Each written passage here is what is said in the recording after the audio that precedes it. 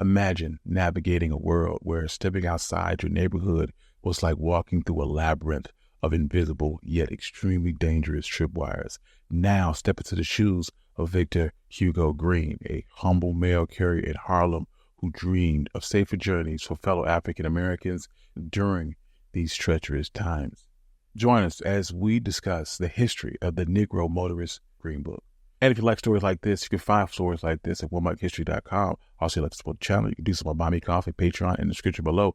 But without further ado, let's get started. In a land gripped with the iron fist of segregation, simply traveling could be a perilous adventure. In 1936, the United States was a divided country with Jim Crow laws that cast a long shadow over the lives of African Americans and turning road trips into risky ventures steeped with fear and uncertainty. Victor Hugo Green, knowledgeable about the countless stories of African Americans being turned away from white-only establishments, envisioned a life-saving guidebook. His ingenuity created the Negro Motorist Green Book, which was a beacon of hope in the form of a little green booklet. John and Mary are an African-American couple that hit the road in a shiny new Ford.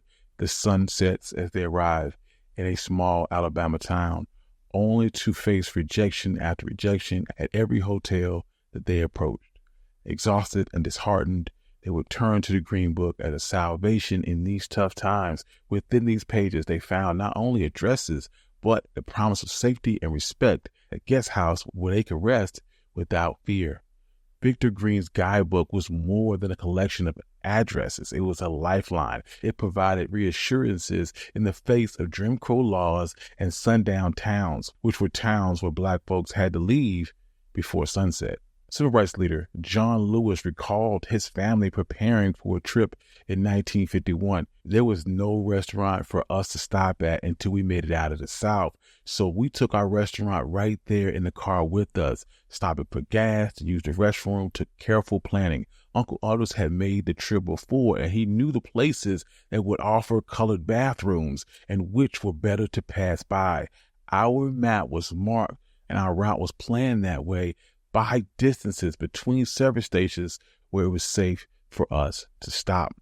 The Green Book's foreword in 1956 had poignantly captured this reality, stating that white travelers had no difficulty finding accommodations, but with Negro, it had to be different. Victor Green knew that his creation had to be more than just a guidebook. So with every edition, the Green Book listed more safe havens where African Americans could reclaim their right to explore America. The inspiration for the Green Book came from an unexpected source, a small guidebook meant for Jewish travelers who also faced discrimination at many vacation spots. Victor was moved to develop a similar guide to empower Black travelers. The first edition of his brainchild was a modest catalog that only listed New York hotels and restaurants where Black patrons were welcome. But Victor wasn't content. He craved a revolution on wheels. In his Harlem apartment, he painstakingly expanded the scope of his guide by gathering field reports from fellow postal carriers and offering cash rewards for valuable information and tapping into an extensive network of the United States Postal Service, which was one of the largest employers of African Americans. Victor Green's Green Book swelled with thousands of establishments from all over the country that were vetted for their respect and service to Black travelers. As the postal network buzzed with secret insight, the Green Book grew. By 1940, it was more than just a directory. It was a powerful manuscript. It wasn't just about finding a place to stay. It was about reclaiming your vacation, the joy of travel. Hungry motorists passing through Denver could find hospitality in a Dewdrop Inn. Thirsty wanderers in Atlanta could uplift their spirits at Yeah Man or Butler's. And women in need of beauty rest in Richmond, Virginia could do so at the Rest a Bit Inn. Victor's books removed the narrative for Black travelers. No longer did they need to worry about where they would find a hot meal, a clean bed, and a smile. They urged Black travelers to carry your Green Book with you. You may need it. Victor wasn't just offering advice, but a map to freedom in a very segregated world. The Green Book's reach went beyond hotels, and restaurants, but also included beauty salons, nightclubs, and resorts where Black families could vacation in peace, each listed meticulously arranged by city and state.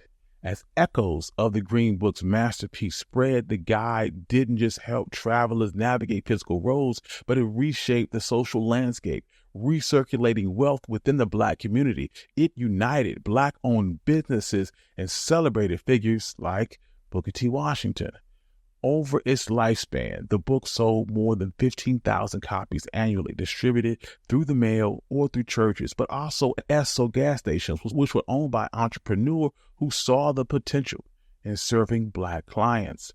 In a 1937 edition would set you back just 25 cents, but by 1957, it reached $1.25, which is about $14 today. In an ironic twist, it was the civil rights movement that led to its decline. By that time, even white businesses had begun to recognize the Green Book's importance. By the mid-50s, it had piqued the interest of major organizations like the American Auto Association, airlines, and even some libraries. However, as state laws began to change and the Civil Rights Act of 1964 made the necessity of the Green Book less and less important. In the final edition, released right after the Civil Rights Act, it was entitled The Traveler's Green Book, 1966-1967, the International Edition, for vacation without aggravation.